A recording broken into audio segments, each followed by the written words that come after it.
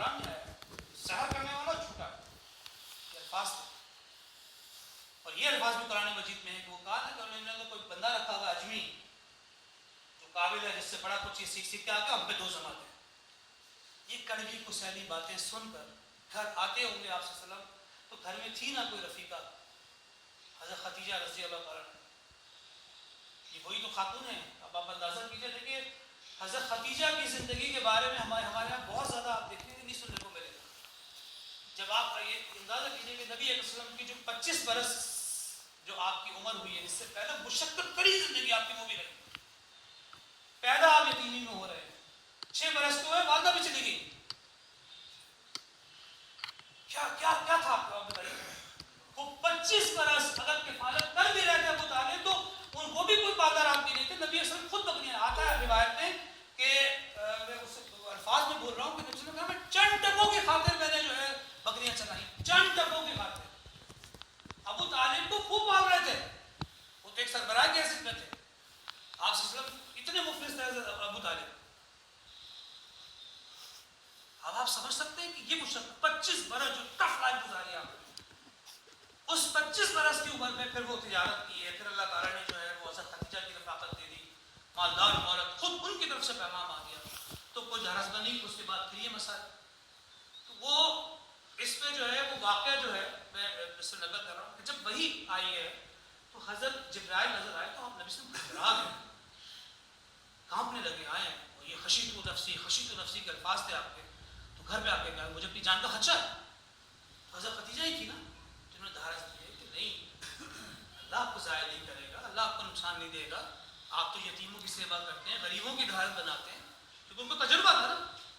اصل میں یہ بات جو ہے امام رازی نے جو ہے اپنی تفسیر کبیر میں ایک واقعہ نقل کیا ہے حضرت خدیجہ کے حوالے سے کہ جو یہ ابھی نبوت سے پہلے 25 سال اور یہ 20 میں 40 سال کی عمر کے درمیان میں کوئی واقعہ ایسا ہوا کہ نبی علیہ السلام، آپ کو پتہ ہے وادیاں تھیں اپنا مکے کے ارد گرد، کسی گھاٹی کے اندر کوئی قافلہ یا کوئی قبیلہ آ کے آباد ہو گیا جس کے اندر جو ہے معاملہ ایسا تھا کہ وہ بالکل مفقود الحال قبیلہ. حال یہ تھی کہ غربت کے مارے ان کے جو ہے جسم جو ہے وہ بالکل سوکھ چکے تھے، آٹا ہو چکے تھے. تو آپ کو رنج ہوا، دکھ ہوا، آپ اس کیفیت میں گھر پر آئے اور آپ کے چادر اوڑھ کے لیٹ گئے. حضرت خدیجہ رضی اللہ تعالیٰ عنہ نے جو ہے وہ آپ کو کہا کیا بات ہے، کیوں آپ پریشان ہیں؟ کہنے لگے کہ اس طرح قبیلہ ہے، اس کے تو بچوں کی چیخیں ہیں، وہ تو اتنے برے حالات ہیں اور میرے پاس اتنی دولت نہیں ہے کہ میں ان کی سیوا کر سکوں. حضرت خدیجہ نے کہا کہ آپ ایسا کیجیے، جائیے اور فلاں فلاں سرداروں کے نام لیے، ان کو بلا کے لے آئیے. تو نبی علیہ وسلم گئے ہیں، ان سرداروں کو لے کر آئے ہیں. تو اتنی دیر میں حضرت خدیجہ نے، آتا ہے روایت میں کہ ایک بہت بڑا اشرفیوں کا ڈھیر جمع کر دیا اور نبی علیہ وسلم جب آ کر بیٹھے ہیں تو اس کے پیچھے چھپ گئے، اتنا ڈھیر. اور کہا کہ یہ سرداروں گواہ ہو جاؤ کہ یہ ساری دولت میں محمد کو دے رہی ہوں صلی اللہ علیہ وسلم، جو چاہیں جیسا چاہیں جہاں چاہیں. یہ ہے حضرت خدیجہ کی وہ رفاقت. واقعی یہ کہ ہمارے ہاں مسئلہ یہ ہو گیا کہ ہم نے بھی جو ہے نا ہر چیز کو بانٹ دیا ہے. یہ ابو بکر، حضرت عمر، حضرت علی، یہ سب ہمارے تھے، ہم نے ان کو بھی تقسیم کر دیا. ایک نے حق سمجھ لیا ہے کہ ہم ابو بکر ہی کا ذکر کریں گے، عمر کا کریں گے. ایک نے حق سمجھ لیا ہم نے علی کا ہی کرنا ہے. اور یہاں تک ہو چکا ہے کہ وہ مدرسے بناتے ہیں تو فاطمہ کے نام پر بناتے ہیں، اور یہ مدرسے بناتے ہیں تو حضرت عائشہ کے نام پر بناتے ہیں. حضرت خدیجہ جو خدیجہ الکبریٰ، جیسے حضرت صدیق اکبر ہے تو وہ خدیجہ الکبریٰ ہے. جو فاطمہ رضی اللہ عنہ کی والدہ ہے، ہم کو ذکر ہی نہیں. کتنے مدارس ہیں جو حضرت خدیجہ کے نام پر اگر نوٹ کیجیے گا نہ ہونے کے برابر. جو سب سے پہلی آپ کی دھارس بنانے والی، جو کرنے والی، ان کی بردباری کا اندازہ ایک عالم نے تو بہت زبردست بات کی ہے. مطلب وہ مجھے اس حوالے سے لگی کہ یہ اتنا جو فرق ایج کا ہوا ہے، کیونکہ ان کی بردباری کا عالم دیکھیے. ایک واقعہ اور میں سنا دوں گا تاکہ آپ کو اندازہ ہوگا کہ کتنی دور بینی تھی ان کے اندر. جب یہ معاملہ ہوا ہے نا کہ نبی اسلام جب گھبرا کے آگے کہتے تھے کہ مجھے کوئی فرشتہ نظر آ رہا ہے، سمجھ نہیں آ رہا، مجھے اپنی جان کا خدشہ ہے، تو حضرت خدیجہ رضی اللہ تعالیٰ عنہ نے فرمایا جزاک اللہ، وہ میں مجھے کہہ رہا ہوں کوئی مسئلہ نہیں ہے، شکریہ، بہت شکریہ، جزاک اللہ، اللہ تعالیٰ کو جزاک اللہ. تو نبی اکرم صلی اللہ علیہ وسلم نے کہا، انہوں نے کہا حضرت خدیجہ نے اب اگر آئے نا مجھے بتائیے گا. تو حضرت جبرائیل آ گئے تو انہوں نے کہا آ گئے. تو آپ دیکھیے ان کی وہ فوراً انہوں نے اپنے بال کھولے، آج جو تھے وہ کھولے اور آغوش میں دے دیا ہے نبی اکرم صلی اللہ علیہ وسلم کو اور کہا ہے اب نظر آ رہا ہے؟ انہوں نے کہا نہیں اب مجھے نظر نہیں آ رہا. تو کہنے لگے فرشتہ ہی ہے، کیونکہ اگر یہ فرشتہ نہ ہوتا تو یہ کھڑے ہو کے یہاں لذت دیتا اور یہ باقی فرشتہ آپ کو بنانے کی ضرورت نہیں. آپ دیکھیں، سوچ دیکھیں، وزڈم دیکھیں. حضرت خدیجہ رضی اللہ عنہا کیسے دانت بنائی ہے، فوراً لے کر گئی ہیں جب آئیے وہی اس کے پاس. آپ ان کی جتنی سیرت پڑھیں گے آپ کو امیزنگ معاملات ہیں خدیجہ. ہمارے یہاں تو ان کی سیرت کو ڈسکس ہی نہیں کرتا. یہ وہ خاتون ہیں جن کی وہ دہارس. اور میں جو بات بتا رہا تھا وہ یہ تھی کہ کسی نے یہ بات علماء میں سے کہی کہ ذاتی تاثر اپنا رکھا کہ میں یہ سمجھتا ہوں کہ میرا ذاتی تاثر یہ ہے کہ جو 25 برس کی عمر میں جو اتنا گیپ دیا ہے اس میں اصل میں دو چیزیں اللہ تعالیٰ نے نبی صلی اللہ علیہ وسلم کو عطا کر دی. ایک تو بیوی کی محبت اور والدہ کی شفقت کا بھی معاملہ اس پر ہے کیونکہ محروم رہے آپ سارے نہیں تھی.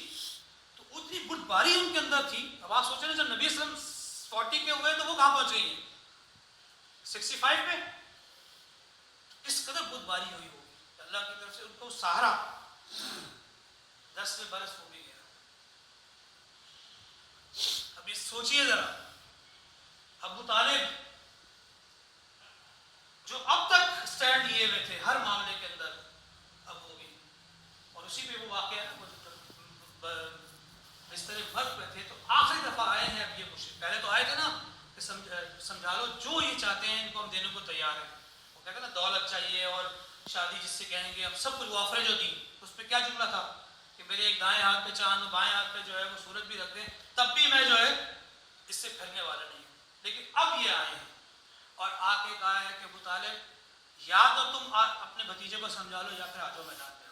اب بس بتاؤ تو اب معاملہ جو ہے دو بدو ہونے والا ہے.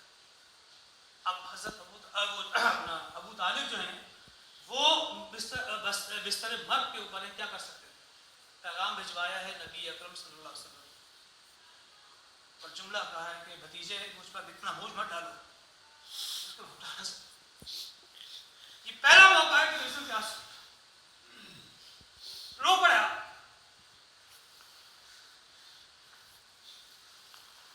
یہ ہے زندگی ٹف ترین حالات.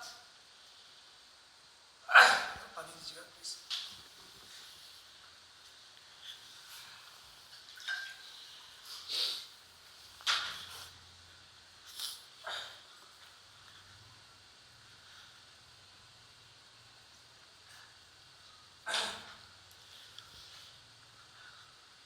ابو طالب کا انتقال ہوا. اب بنو ہاشم کا سردار کون بنا بتائیے مجھے. وہ تو ویسے جان کا دشمن. اب نبی اکرم صلی اللہ علیہ وسلم کے لیے مکے میں رہنے کی کوئی سبیل نہیں ہے. کسی وقت بھی قتل کر دیا جائے گا. یہ حالات ہے. یہ ہے وہ اتنا بڑا انقلاب. آپ کیسے رہے دیکھیے تو صحیح. کہیں لگ رہا ہے ان کو بوزات ہو رہے ہیں کچھ بھی نہیں. انسانی لیول پر ہیومن ایفرٹ ہے جو نبی اکرم صلی اللہ علیہ وسلم کی ہو رہی ہے اور عالم اسباب کو استعمال کرتے ہیں. وہ حالات دیکھ کر آپ نے رخ کیا طائف کا کہ شاید وہاں جا کر مجھے کوئی سکون مل جائے. اس 10 برس میں کتنے لوگ ایمان لائے پتا ہے آپ کو؟ بہت بھی. آپ نے اگر جمپ لگائی نا تو 150 سے زیادہ آپ نہیں جا سکتے. 150 بہت بھی. اگر آپ نے الاؤنس دینا شروع کیے تو 150. 10 برس کی محنت. کتنے افراد مکے میں سے 150 سے زیادہ نہیں ہے. اگر میں غلط ہوں تو شاہ صاحب بتائیں گے. اس سے زیادہ نہیں ہے لوگ. یہ ایفرٹ, یہ مشقت. یہاں سے اب نکلے ہیں. پتہ ہے کہ یہاں سے اب جو ہے عام الحزن جو ہے یہ معاملہ غمگین. ساتھ کون ہے؟ اب دیکھیے سائے کی طرح ساتھ رہنے والی شخصیت ابو بکر وہ بھی اب ساتھ نہیں ہے اس معاملے میں. کون ہے؟ جو غلام. وہ بولے بیٹے زید بن حارثہ. جاتے ہیں طائف. اور طائف کو عام راستے سے نہیں گئے. یہ بھی شاید آپ لوگوں کو تاریخ کا علم میں نہیں. شاہ صاحب آپ تو بتا دیں کیونکہ پتا تھا نا کہ وہ تو میں جو عام گزر گئے وہاں سے جاؤں گا تو مارا جاؤں گا. تو آپ نے دشوار ترین راستہ اختیار کیا طائف جانے کے لیے. وہ اختیار کر کے وہاں پہنچے ہیں. کیا ہوا؟ 3 سرداروں کے پاس کیے ہیں جو انہوں نے جواب دیے ہیں کلیجے کو چھلنی کر دینے والے کے پاس. پہلے کے پاس گئے انہوں نے کہا کہ یہاں سے فوراً نکلو، کیونکہ اگر تم سچے نبی ہو تو میں نے انکار کر دیا تو یہ تو توہین ہو جائے گی، اور یہ توہین میں نہیں کر سکتا، اور اگر تم جھوٹے ہو تو جھوٹوں کو تو میں نکالتا منہ لگاتا ہی نہیں، اس کا مطلب نکلو یہاں سے۔ یہ کس کو کہا جا رہا ہے؟ محمد رسول اللہ صلی اللہ علیہ وسلم۔ دوسرے کے پاس گئے، اس نے کہا تمہارے علاوہ کوئی نہیں ملا تھا اللہ کو؟ یتیمی میں تم رہے، سب کچھ ہوا، یہ آپ اندازہ کر سکتے ہیں کیسا جھیلا ہوگا آپ سے؟ کوئی حزام ہوتا، کوئی بڑا یہ ابو جہل ہوتا، کوئی بڑے پیسے والا ہوتا، کوئی نہیں ملا اللہ کو اس کے علاوہ۔ وہاں سے مایوس ہو کے پلٹے ہیں، انہوں نے کہا کہ وہ جو اسٹریٹ بوائز ہوتے ہیں ان کو کہا ہے کہ لوگوں نے پیچھے، وہ جو پتھراؤ پہ شروع کیا لڑکوں نے، یہ اسٹریٹ بوچرز جو ہوتے ہیں، آپ تصور نہیں کر سکتے کون ساتھ ہیں، صرف زید بن حارث۔ وہ آگے سے پتھر بیچارے آگے آ کے روکے تو پیچھے سے پتھر مار رہے، وہ پیچھے جائیں تو پیچھے سے وہ پتھر روکے تو آگے سے پتھر پڑ رہے، تاک تاک کے نشانے لے کر گھٹنوں کے اور ٹخنوں کے اوپر جو ہے مارا جا رہا ہے، لہو لہان ہو کے جو ہے وہ نالے مبارک چپک گئی ہے پاؤں کے جوتے کے ساتھ۔ یہ ہے وہ ٹف ترین ذکر، اور یہی وجہ ہے کہ جب حضرت عائشہ سے پوچھا، حضرت عائشہ نے نبی صلی اللہ علیہ وسلم سے پوچھا کہ کیا غزوہ احد سے بھی آپ پر کوئی سب سے زیادہ مشقت آمیز دن آیا؟ آپ کو پتہ ہے غزوہ احد کتنا بڑا معاملہ تھا، 70 صحابہ شہید ہو گئے، خود حضرت حمزہ کی جو لاش ہے کس طرح سے آپ کے سامنے آئی ہے، اس کو دیکھ کر حضرت عائشہ رضی اللہ عنہ نے کہا تھا کہ کیا اس سے بھی کوئی برا دن آپ کے پر آیا؟ انہوں نے کہا مجھ پر سب سے بڑا دن طائف کا دن۔ یہ 10 برس کی مشقت کے بعد اب وہاں سے نکل کے وہ آ کے بیٹھے ہیں اس باغ کے اندر، فریاد آ گئی زبان پہ، یہ ہے وہ فریاد، کوئی ہمت نہیں اس کو پڑھنے کی۔